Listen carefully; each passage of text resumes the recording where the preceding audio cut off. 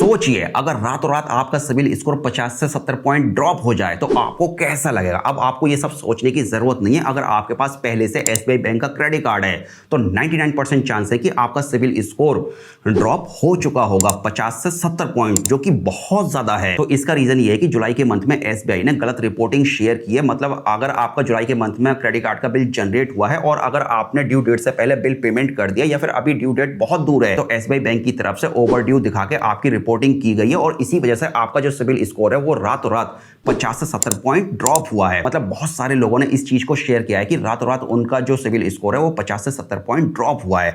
And अभी आपको सबसे पहले स्टेप में अपने क्रेडिट स्कोर को चेक करना है। एंड अगर आप अपने क्रेडिट स्कोर को ऑलरेडी चेक कर चुके हैं क्रेडिट जैसी एप्लीकेशन के ऊपर तो आपको 1 महीने बाद फिर से मौका मिलेगा, लेकिन आपको 1 महीने वेट करने की जरूरत नहीं है। तब तक आपके साथ बहुत बड़ी दिक्कत हो जाएगी।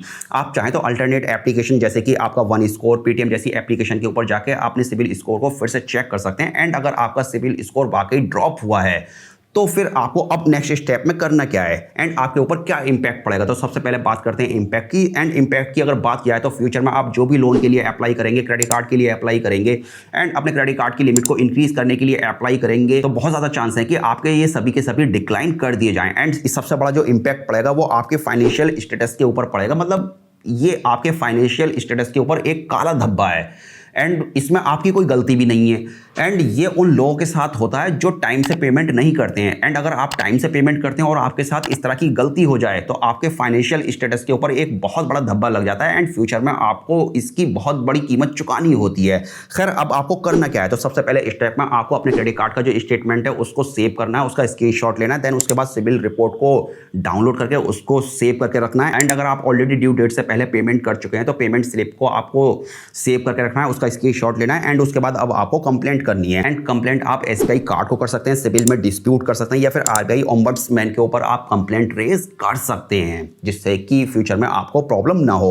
एंड आपको कंप्लेंट कैसे करनी है, ईमेल आईडी कौन सी है जहां पर आपको कंप्लेंट करनी है, कंप्लेंट के अंदर आपको क्या लिखना है, सब कुछ एकदम स्टेप बाय स्टेप मैंने आपको समझाया। आप वीडियो को पॉज करके सारा डेटा एकदम सारा स्टेप सुकून के साथ देख सकते हैं।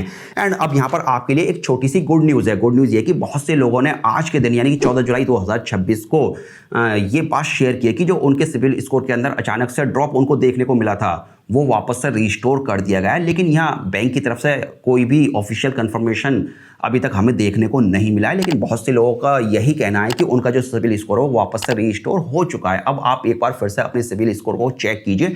एंड यहाँ पर मैं आपको एक प्रो टिप ये देना चाहूँगा कि अगर आपका सिविल स्कोर फिर से अगर रिस्टोर हो चुका है, वो सही हो चुका है, तो फिर भी आपने जो स्क्रीनशॉट वगैरह लिए हैं आप एक बार फिर से नए सिविल स्कोर रिपोर्ट को डाउनलोड कीजिए, उनका स्क्रीनशॉट वगैरह संभाल के रखिए और आपको कम से कम 6 से 7 महीने सभी डेटा को सेव करके रखना है ताकि फ्यूचर में अगर गलती से फिर से किस तरह की अगर कोई भी प्रॉब्लम आती है आपके इस सिविल स्कोर के अचानक ड्रॉप होने से, तो आप इन प्रूफ के बेस पर उसके अगेंस्ट कंप्लेंट कर सकते हैं और आप फ्यूचर में होने वाली प्रॉब्लम से बच सकते हैं। दोस्तों अभी आप मुझे कमेंट करके बताइए कि क्या आपका भी सिविल स्कोर हाल ही में ड्रॉप हुआ था या नहीं हुआ था। तो खैर चलिए फिलहाल इस वीडियो के अंदर सिर्फ इतना ही था। अब मिलते हैं एक और नए वीडियो के साथ।